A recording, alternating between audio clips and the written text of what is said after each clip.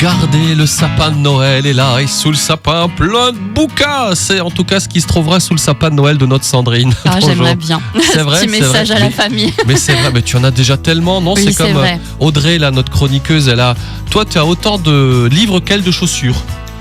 Peut-être. Alors, tu nous as fait une sélection des livres sous le sapin. Tu avais fait une sélection pour les enfants, une sélection pour les ados. Et là, juste avant Noël, une petite sélection de livres pour les adultes. Alors, tu en as choisi 3. Oui, j'ai choisi un roman, une BD et un documentaire. On va commencer par le roman. Alors, ça s'appelle Les Confins. C'est signé Elliot de Gastin. Avis aux amateurs de sport d'hiver. Le roman vous emporte dans les années 60 au cœur des Alpes. Le village des Confins s'apprête à se transformer en une station de ski dernier cri avec tout ce qu'il faut pour satisfaire les vacanciers. Mais 20 ans plus tard, en 1984, les lieux ont pris des allures de village fantôme. Le projet n'a jamais vu le jour et en plus, chaque hiver, la route qui mène aux confins est fermée car réputée trop dangereuse. Cette année, le fils du promoteur, un écrivain, se rend sur place pour mieux comprendre ce qui s'y passe. Et une chose est sûre, l'atmosphère est glaciale, sensation de huis clos, ambiance hivernale et drame aux allures de Shining. Vous ne serez pas déçus dès la visite. Oui, ça promet là. Déjà, rien qu'avec le premier, tu me donnes déjà envie. Le second est un peu plus léger.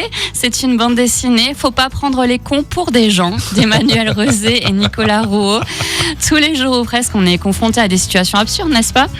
Et donc, dans cette bande dessinée, les auteurs-illustrateurs poussent le cynisme à l'extrême pour parler de la bêtise ordinaire. C'est ainsi qu'ils imaginent, par exemple, des malades opérant d'autres malades à cause du manque de personnel à l'hôpital, des distributeurs de diplômes qui remplacent les professeurs. Bref, une BD parfaite pour ceux qui apprécient l'humour noir, avec déjà 5 tomes. Donc, ça fait de quoi offrir. Oui, sympa. Là, je verrai déjà, j'ai dans ma tête quelqu'un dans la famille à qui je pourrais offrir. Voilà. Et en dernier lieu, un documentaire. Alors, ça s'intitule Le livre du Hygge. J'espère que je la prononce bien, la danoise, de Mick Viking. Alors, vous le savez peut-être, les Danois sont connus pour être les gens les plus heureux au monde. Et leur secret, c'est la pratique du Hygge, un art de vivre où le confort et le vivre ensemble sont les priorités. En pratique, il s'agit par exemple de préférer la lueur des bougies à celle des néons, à marcher en forêt, à se reposer au coin du feu. Bref, à se déconnecter et à profiter de la nature, de la famille et des amis. Et si vous souhaitez vous mettre vous aussi au Hygge, le livre de Mick Viking qui s'intitule sobrement Le livre du Hygge devrait vous permettre d'y arriver sans trop d'efforts. Bon, donc un mode d'emploi un peu pour pratiquer le Hygge. C'est ça, le Hygge. Ça pourrait être un mot à plat, ça, de Hygge. Écoute, tu verras avec les Danois. Oui, c'est vrai.